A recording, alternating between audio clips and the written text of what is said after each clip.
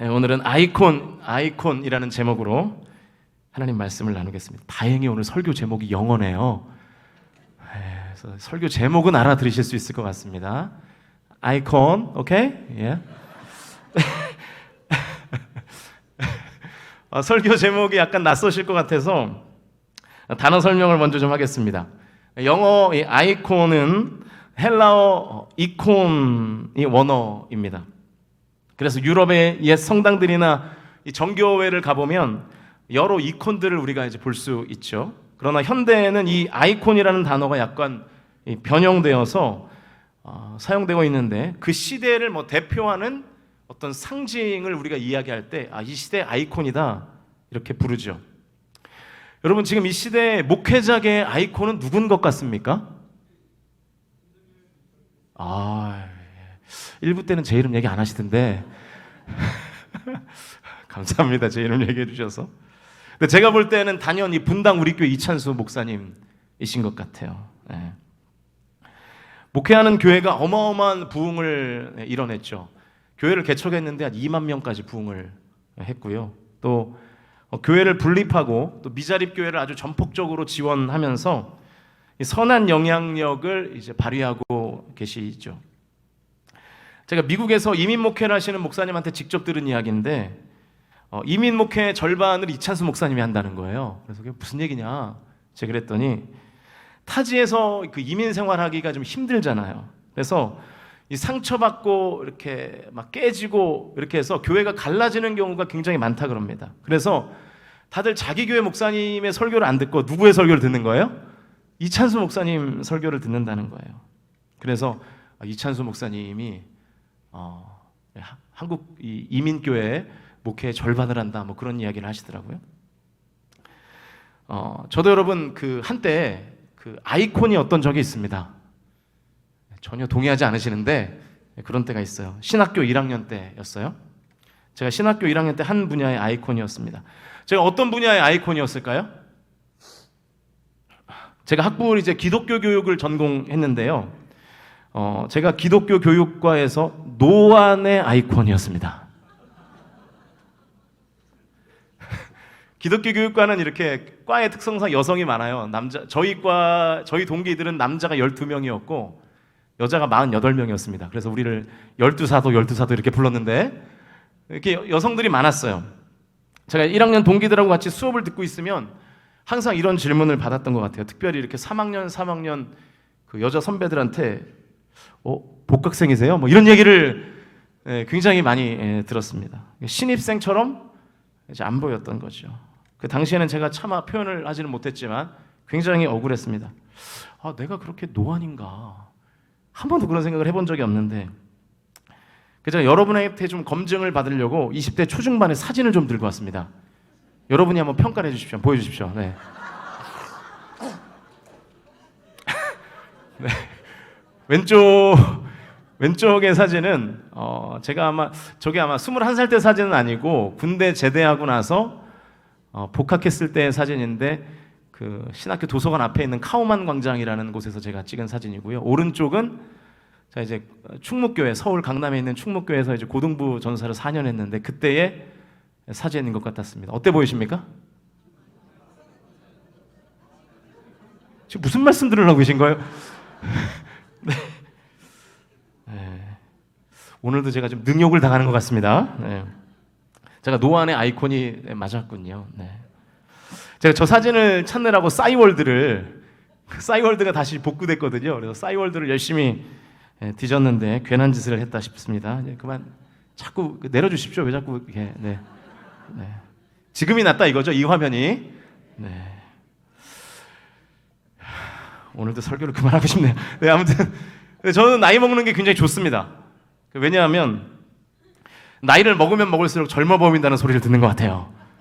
그래서 굉장히 좋아요. 대체 어디가 젊어 보인다는 말인가 이런 표정이신데, 아무튼 그렇습니다. 아무튼 저는 이게 노안의 아이콘이었습니다. 여러분도 아마 주변에서 아이콘 소리를 꽤 들으실지도 모르겠어요. 어떤 분은 지각의 아이콘이실걸요? 그죠? 예배 시간에 항상 듣는 지각의 아이콘. 근데 어떤 분들은 또 졸음의 아이콘이실걸요? 그죠? 예배가 시작되면 희한하게 졸아요. 설교가 시작되면 좁니다. 또 어떤 분들은 반대의 아이콘이실 수도 있죠. 그래서 교회에서 누가 반대했다 그러면 그 사람이지 하면 딱 맞는 그런 반대의 아이콘도 있는 거죠. 저는 예배를 굉장히 강조하는 목사잖아요. 담임 목사로서 성도들을 볼 때 저의 거의 유일한 기준은 아마 예배가 아닌가 싶습니다. 우리 교회에서 가장 성실한 예배자의 아이콘이 여러분 누구라고 생각하십니까? 제가 볼 때는 우리 홍영식 원로 장로님이신 것 같아요. 장로님 어디 계시죠? 오늘 안 보이시네. 어디 계십니까? 홍 장로님? 저기 계시네요. 왜 오늘 거기 앉아 계십니까? 항상 오늘 네, 그러시군요. 네. 새벽, 수요, 주일, 샤이너시, 피로회복, 은혜로다 특별기도에 빠지시는 적이 없어요. 얼마나 여러분 영광스러운 칭호입니까? 예배, 성실한 예배자의 아이콘. 네, 장로님 정말 존경합니다. 네, 저 연세에 정말 쉬운 일이 아니거든요. 오늘 본문의 주인공이 가룟 유다예요. 그런데 이 가룟 유다도 이 아이콘이 있습니다. 가룟 유다의 아이콘은 가룟 유다는 무슨 아이콘일까요? 배신의 아이콘. 우리로 치면 거의 이완용급의 배신의 아이콘이죠. 그 이완용이 나라를 팔아먹은 것처럼 유다는 예수님을 은 30에 팔아먹었죠. 배신의 아이콘입니다.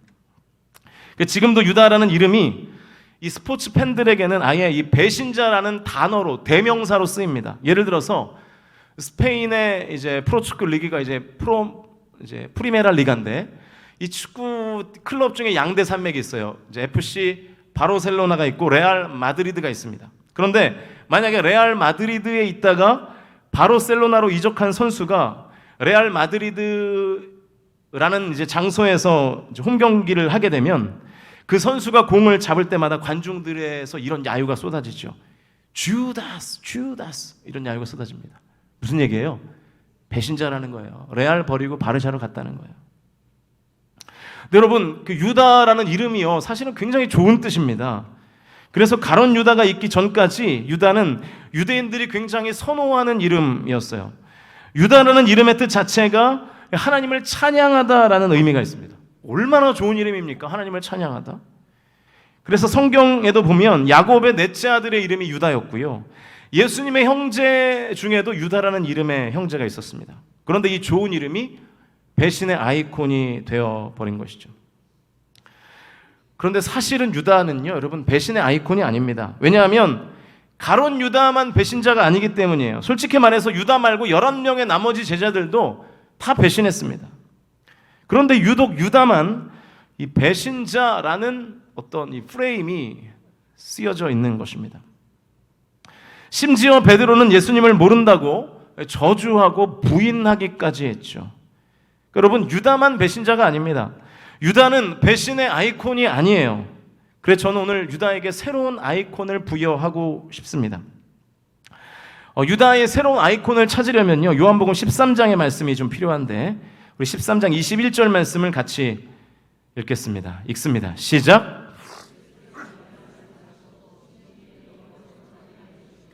내가 진실로 진실로 너희에게 이르노니 너희 중 하나가 나를 팔리라 하시니. 여러분 이 단락의 내용을 잘 아실 거예요. 예수님께서 유다 네가 나를 팔자라고 지목하는 그런 내용입니다. 제가 주목한 부분은 이 부분이에요. 심령이 괴로워. 지금 예수님이 유다를 보고 심령이 괴로우셨다는 거예요. 성경 전체에서 예수님이 어떤 사람에 대하여 이야기를 하면서 심령이 괴로우셨다라는 보도는 여기에 딱 한 군데만 등장합니다. 예수님께서 나사로가 죽었을 때 비통하게 여기셨다는 기록이 딱 한 번 나와요. 그런데 그것은 나사로 때문이 아니라 나사로가 죽었다는 사실 때문에, 죽음 때문에 비통에 휩싸였다고 예수님 말씀하시죠. 또 예수님께서 겟세마네 동산에서 십자가를 앞에 두고 매우 괴로워하셨다라는 표현이 나오는데 주님은 십자가라는 사역 때문에 괴로우셨지 어떤 사람 때문에 괴로우신 적은 없습니다. 그런데 이 유다라는 사람을 두고 얘기하면서 내가 심령이 괴롭다라고 예수님께서 유일하게 성경에서 딱 한 번 말씀하신다는 거예요. 그래서 저는 이 가룟 유다를 배신자라고 정의하기보다는 예수님의 심령을 괴롭게 한 자라고 정의하는 것이 더 맞는 표현인 것 같습니다. 그렇다면 예수님은 왜 가룟 유다 때문에 심령이 이제 괴로우셨을까 하는 거예요.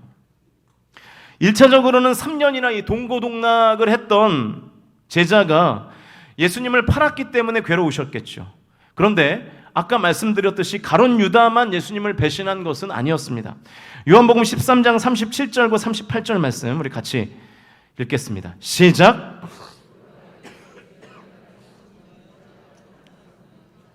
주를 위하여 내 목숨을 버리겠나이다. 예수께서 대답하시되 내가 나를 위하여 내 목숨을 버리겠느냐. 내가 진실로 진실로 내게 이르노니 닭 울기 전에 네가 나를 3번 부인하리라. 베드로가 호언장담합니다. 다른 사람이 예수님을 버려도 난 절대 예수님 안 버립니다. 내 목숨을 버리는 한이 있더라도 예수님은 안 버립니다. 장담하죠. 그때 38절에서 예수님께서 심령이 괴로워 증언하여 이르시되 내가 나를 위하여 목숨을 버리겠느냐. 네가 닭 울기 전에 3번 나를 부인하리라. 이렇게 말씀하셨나요? 아니요. 그런 말씀이 없어요. 베드로에게 말씀하실 때는 심령이 괴로우셨다라는 말이 없습니다. 분명히 베드로도 배신할 것을 말씀하시는데 유다의 배신을 이야기할 때는 심령이 괴로우다 말씀하셨고 베드로의 배신을 이야기할 때는 심령이 괴롭다라고 말하신 적이 없습니다. 제자들 12명이 다 배반을 할 겁니다.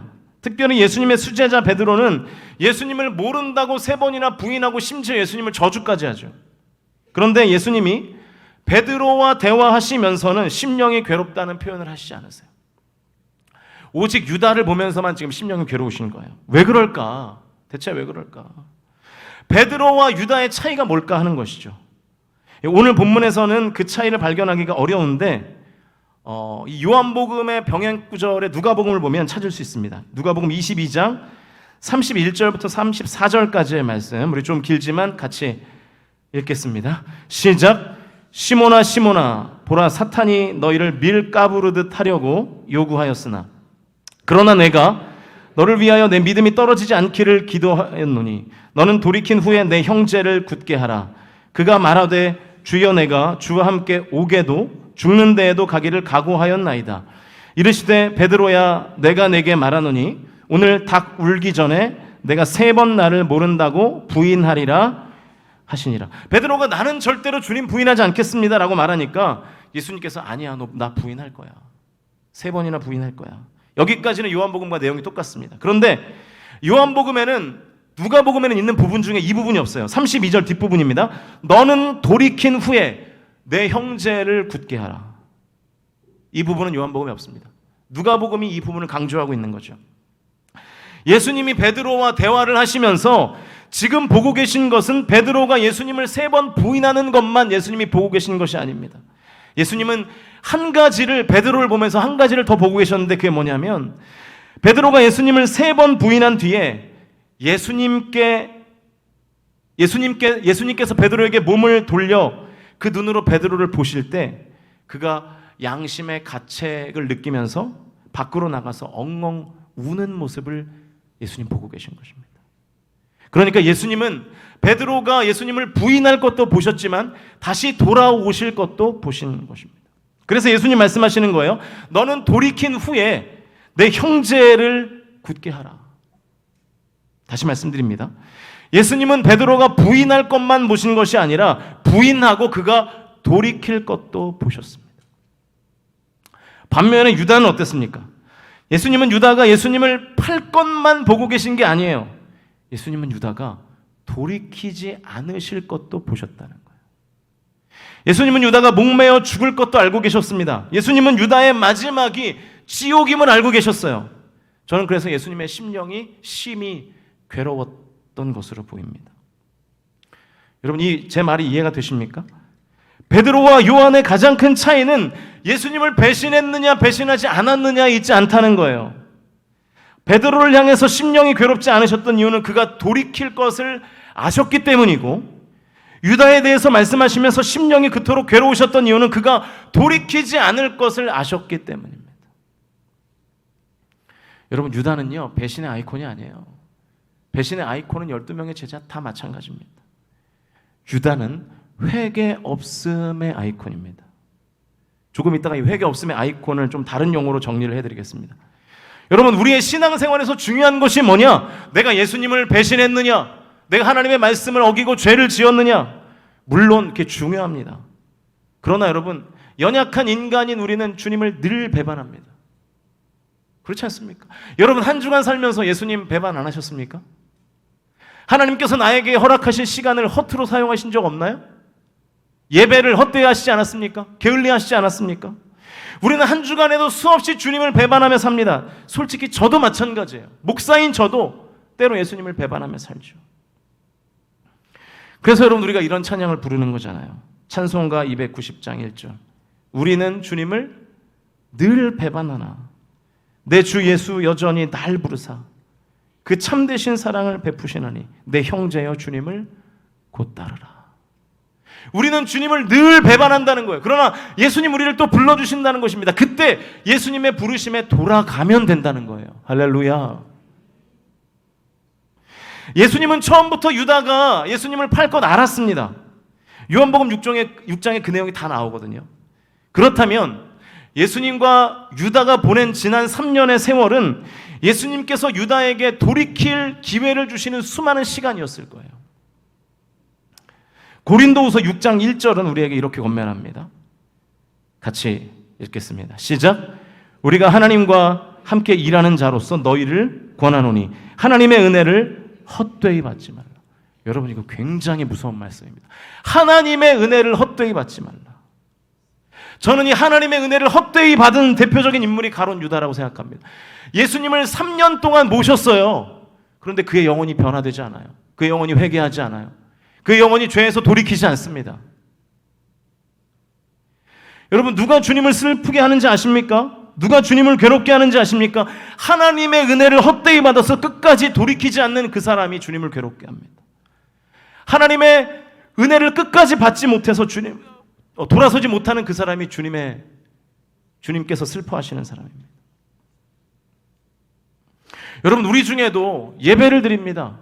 1년에 52주 주일 예배를 드려요. 그런데 그 영혼이 단 1인치도 변화되지 않는 영혼들이 있어요. 여전히 불신앙으로 살고 여전히 다친 마음으로 살고, 끊임없이 우리는 예배를 드리지만 하나님은 끊임없이 우리에게 돌아오라고 말씀하지만 우리는 다 은혜를 헛되이 받습니다. 그래서 1년 전에 나나 10년 전에 나나 지금의 나나 나의 신앙의 수준이 똑같아요. 그게 기적입니다.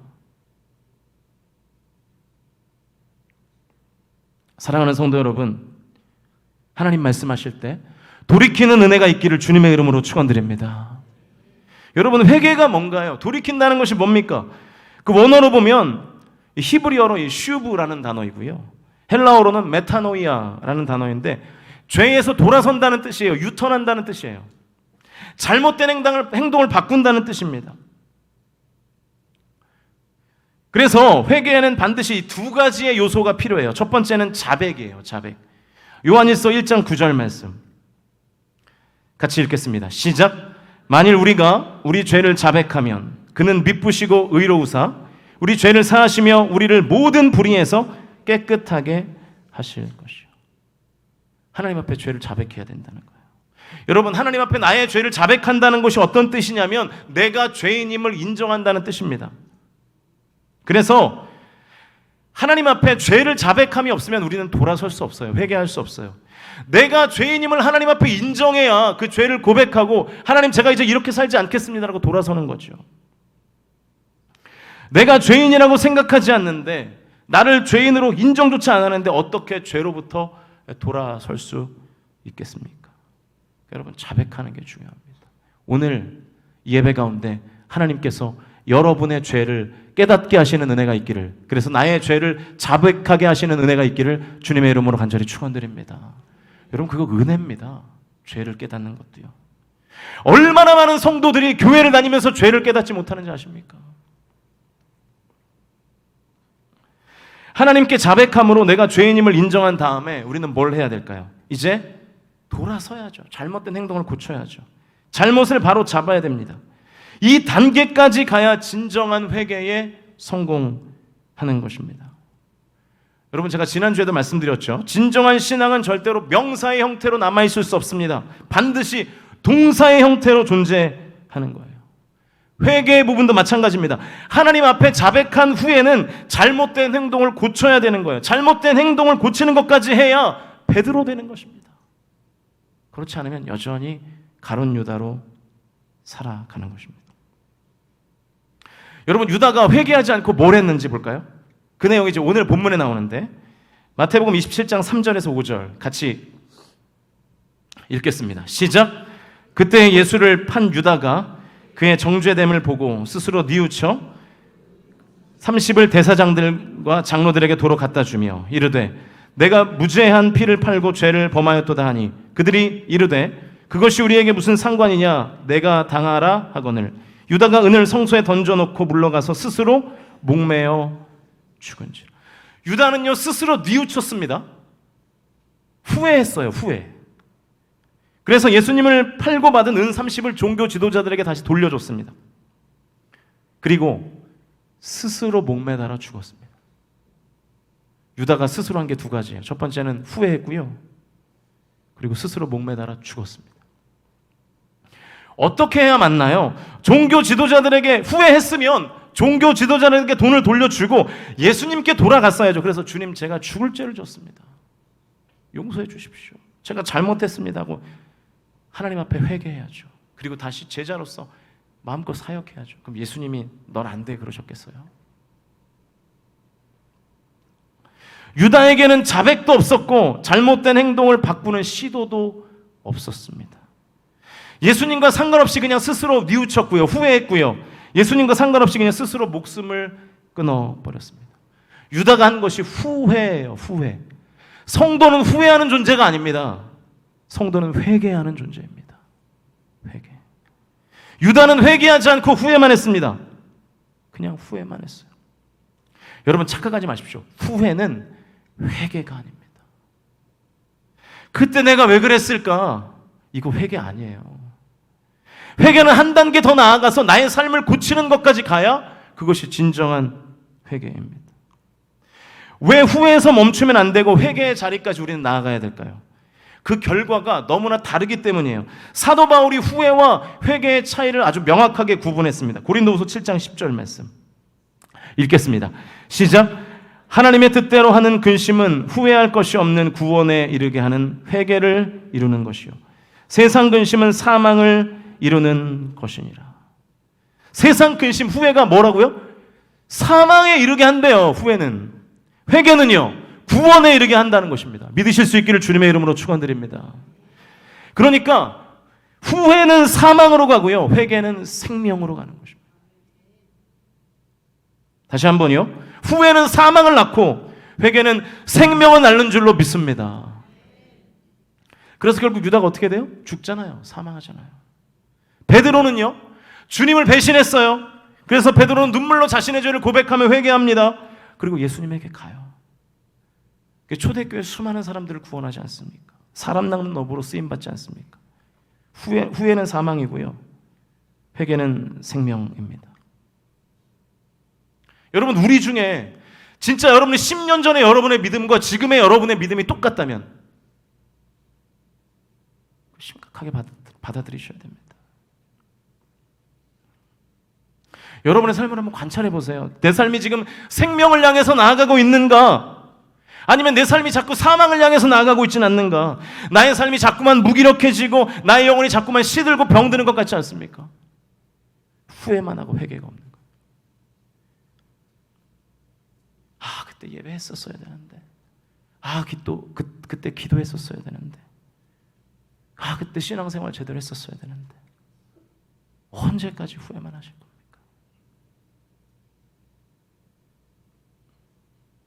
그때 내가 용서를 구했어야 되는데. 하나님 앞에 기도로 나의 게으름을 자백하시고 잘못된 신앙을 고쳐서 변화되는 삶을 사실 수 있기를 주님의 이름으로 간절히 축원드립니다. 이제 말씀을 정리하겠습니다. 영국에서 유다의 얼굴이라는 제목의 연극이 공연된 적이 있다고 합니다. 이 연극의 내용이 이래요. 연극의 스토리 자체가 가룟 유다라는 배역을 누가 맡을 것인가 하면서 배우를 찾는 그 과정을 그린 연극입니다. 그래서 이곳저곳을 돌아다니면서 과연 이 가룟 유다에 딱 맞는 얼굴을 가진 배우가 누굴까를 찾는 거예요. 예수님의 마지막을 다룬 연극을 올려야 되는데 과연 유다의 배역은 누가 맡는 것이 좋은가? 그 합당한 얼굴을 가진 배우가 누구인가를 찾아다니는 게 연극의 스토리입니다. 이 연극의 하이라이트가 이제 제일 마지막 부분인데요. 이제 연극의 엔딩이 되면 모든 그 연극을 이제 연기했던 모든 배우들이, 출연자들이 다 무대에 나와서 관객을 향해서 이렇게 외치는 것으로 연극이 끝난다고 합니다. 당신도 가론 유다가 될 수 있습니다. 당신도 가론 유다가 될 수 있습니다. 이 말을, 이 한 문장을 큰 소리로 외치고 연극이 끝난다는 거예요. 이게 이 연극의 마지막 하이라이트라고 합니다. 이 말을 들으면 관객들이 당황해하고 굉장히 기분 나빠하고 막 표정이 울그락불그락 막 변한대요. 저도 오늘 이 말씀으로 설교를 마치고 싶습니다. 저도, 그리고 여러분도 가론 유다가 될 수 있습니다. 기분 나쁘셔도 가론 유다가 될 수 있습니다. 회개가 없고 후회하는 신앙생활을 하면 저도 여러분도 가론 유다가 될 수밖에 없습니다. 여러분, 유다는요 배신의 아이콘 아닙니다. 유다는 후회의 아이콘입니다. 여러분, 지금부터라도 여러분의 신앙생활에 후회를 안 남기시면 어떨까요? 내가 그때 진짜 주님을 이렇게 사랑했어야 돼. 내가 그때 주님을 진짜 이렇게 섬겼어야 되는데 후회만 하지 마시고, 지금 여러분 아직 생명이 붙어있지 않습니까? 지금이라도 회개하시고 주님께 돌아가시는 은혜가 있기를 주님의 이름으로 간절히 축원드립니다.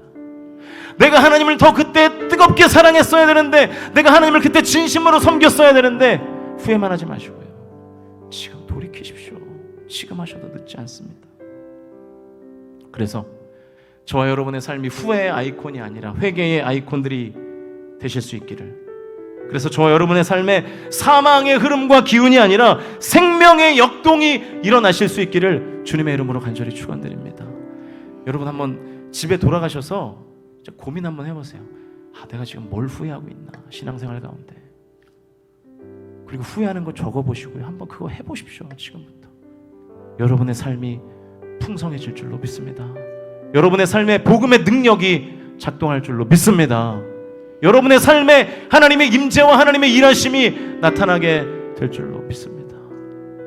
여러분, 후회만 하지 마시고 회개하셔서 돌이키시는 은혜가 있기를, 그래서 저와 여러분 유다가 아니라 베드로의 삶을, 베드로의 인생길을 걸어가실 수 있기를 주님의 이름으로 간절히 축원드립니다.